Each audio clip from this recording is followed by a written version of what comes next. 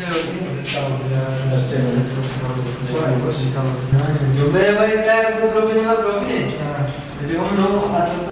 بيلوفوني ما هنا ارزاق ونشاره ان شاء الله جلجه منیت هم شاره بینیم. خدا خیر هم عظیم. خدا خیر هم عظیم که در نگ شاره بینیم. خدای من داشت نه خدا ولی کار بیشتر. خدا ماشین نداره. من دیگه به خدای من هم کار بکنم.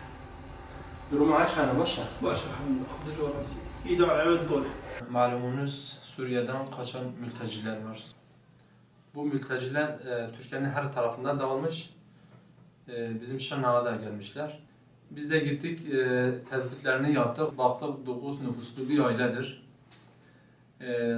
Hiçbir şeyleri yok. Sıfırdan böyle sadece kendilerini kurtarmış. Şırnak'a gelmişler.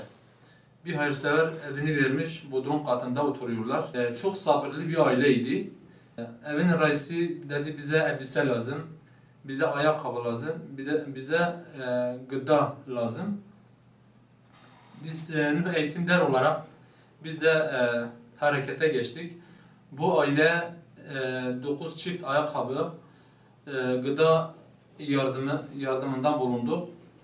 Hayırseverler tarafında verilmiş eşyalar da vardı. Biz de işte katkımızı yaptık. Elbise, inşallah bir de elbise kalmış. Elbise yardımını da yapacağız Allah'ın izniyle.